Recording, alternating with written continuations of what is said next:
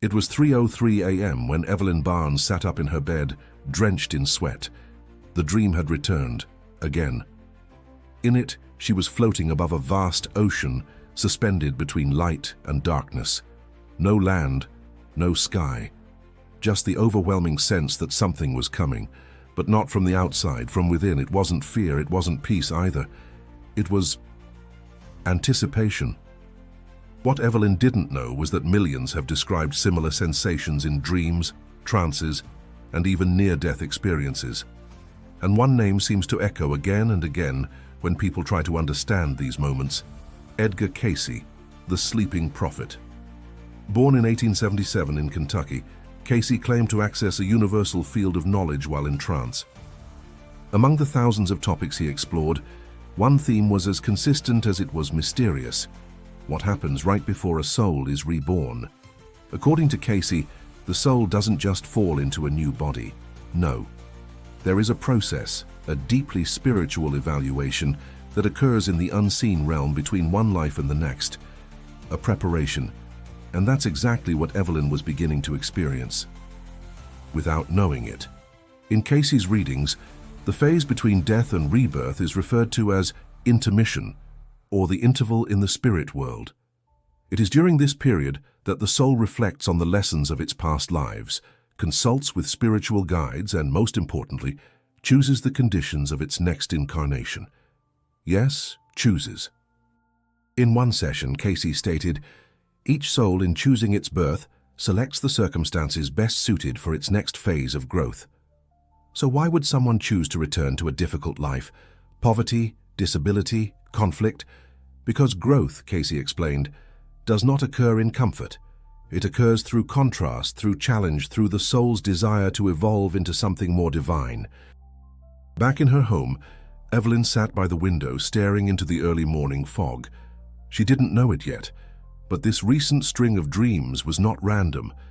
They were echoes, residual memories from the intermission. Her soul was awakening to something it had once known and was starting to remember. For the next few nights, Evelyn's dreams grew more vivid, but this time, she wasn't floating. She was walking. A long marble hallway stretched endlessly before her, lined with golden doors. Each door pulsed softly, as if aware of her presence. A voice, not outside but within, whispered, "You've been here before." What Evelyn couldn't possibly realize was that she had entered what Cayce often described in his readings as the Hall of Records, a dimension of consciousness where every thought, every deed, every choice of every soul is stored. It is sometimes referred to as the Akashic Records.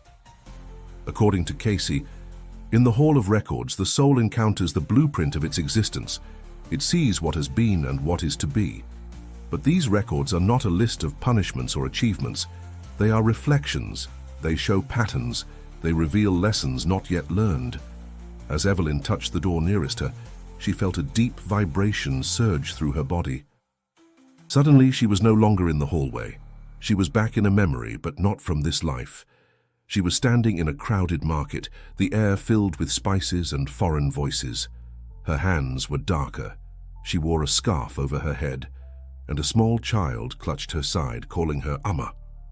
Tears welled in Evelyn's sleeping eyes.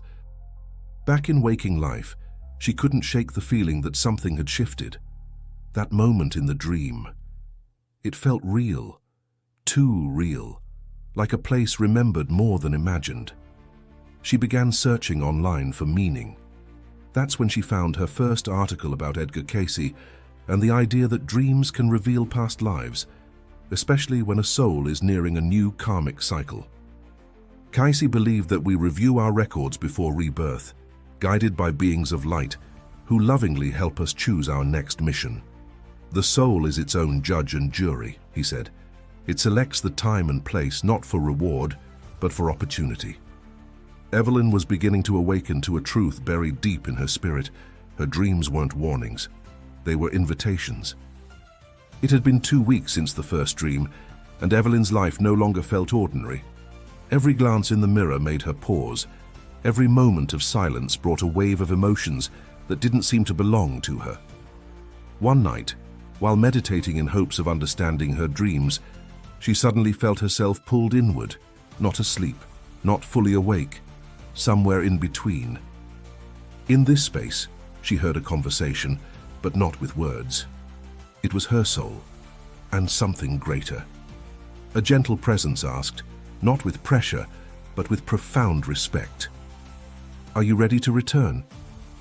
According to Edgar Cayce, one of the most crucial moments before reincarnation is the choosing of the body. He described it not as random genetics or fate, but a deliberate spiritual act. The soul, in conjunction with higher beings, sometimes called counselors or guardians, selects the physical form, family, and even the geographic location that best suits its next lesson. We choose the shell through which we may learn to love more fully, forgive more freely, and serve more humbly, Cayce explained. This choice may involve challenges, physical limitations, difficult parents, poverty, or even illness, but each is selected not to punish, but to provide the friction necessary for growth. Evelyn felt herself surrounded by options, different potential lifetimes, each with unique joys and trials. One held wealth but with loneliness. Another showed a humble life but rich in connection. Another still ended young but with immense spiritual progress. And then she heard her own soul respond, clear and calm. "I choose the path of depth over ease." When Evelyn woke up, she didn't remember everything, but she felt different. She stood in the mirror and looked at her face with new eyes. Had she chosen this? The parents who had hurt her? The illness she battled in her 20s? The heartbreak that nearly broke her? And yet, hadn't each of those things taught her compassion? Hadn't they carved wisdom into her? Cayce taught that once we understand we are not victims but volunteers, life changes completely. We stop asking, "Why me?" and begin asking, "What am I here to learn?" That night, Evelyn had her most powerful vision yet. She stood at the edge of a glowing river, its waters shimmering like liquid light. On the opposite bank stood several figures, some familiar, others veiled in mystery. One extended a hand toward her, not to pull her across, but to bless her journey. And just before she stepped into the river, the voice returned, "To be reborn, you must first forget." According to Edgar Cayce, there is a sacred moment before reincarnation called the veil of forgetting. This veil is not a punishment.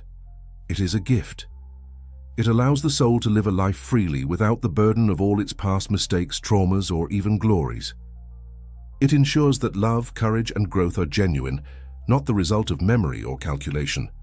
Cayce said, "The soul forgets, not because it is denied, but because it is loved.